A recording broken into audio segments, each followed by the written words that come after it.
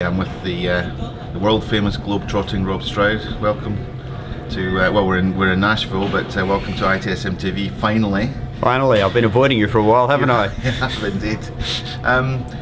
It's great to talk to you, and I'd just like to get your perspective. It's a sort of exciting time in the industry. What are the sort of big headline events or thoughts that you have about what's happening and what needs to happen next? Sure. I mean, it's a really interesting time of change at the moment. It's a time of transition. We're seeing the adoption of service management, as we talk about, become kind of second nature. Everything we do, services assumed today. So for us, it's really maturing from the basic things that we've always talked about, the basic things. So it's no longer incident management, change management, problem management. We need to be doing more things that are end user facing, customer facing. I don't even like using the word user anymore. We've got to start using the word consumer.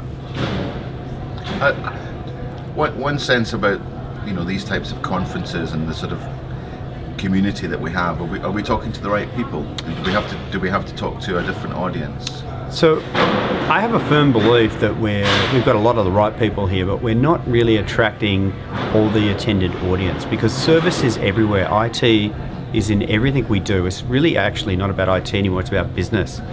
And I would like to see us talking more to people who do service in HR, finance, marketing, any area that touches a customer, or what I call a consumer, we need to be with now. And we need to be, kind of educating them and having them educate back to us what they need in their roles. And what needs to change to really make that happen? Because we all talk about, we talk about ourselves and our stuff. We're very inside out. It's IT focused and so on. How do we transition to something that is acceptable for other communities? I think we've started. We're becoming more outside in. If you think about some of the conversations that you've had yourself and we've all had in the community, it's about understanding that the community is changing, and we need to go outside in, understand what the consumer wants and how they consume. And I always use the analogy of, look at how we leverage Amazon.com today, or something similar. We go online and buy things online, we interact online, we resolve online. All the fundamentals of what we do is under that. So we need to really leverage those fundamentals and communicate them in a way that makes sense in their words, not our words. Primarily, I think we've got to get the IT out of ITSM. And I know you're involved with the whole COBIT, ISACA kind of side of the house. I mean, do you think that ITIL could learn from that?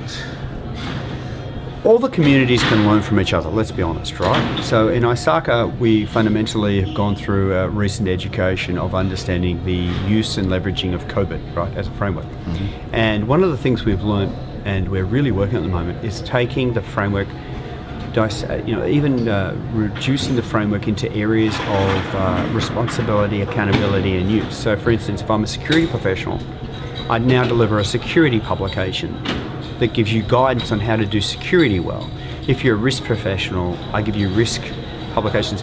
And recently we expanded in ISACA, which was really interesting, into the area of vendor management. Mm. You think about vendor management, we all consume vendor goods and services. And we've actually taken vendor management, made it a practical publication that people can use, and put a process in place with effective, I'm not supposed to use the word controls, but I will, effective controls in place to manage that in a way that makes sense to the business, and the same configuration management as well. So what we're doing is moving more practical in our guidance, dissecting the framework that might scare you away into consumable components, and that's the one thing I think we need to learn from in IT service management.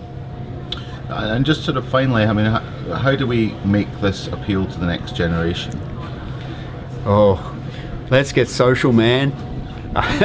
Seriously. Get your baseball cap on. Well, yeah, I've got my. It's really interesting. So I'll tell you now, if I'm speaking to an audience of under 35s, I don't turn up in a suit and tie, right? And if you excuse the fact I did a breakfast session today, which is why I'm in this.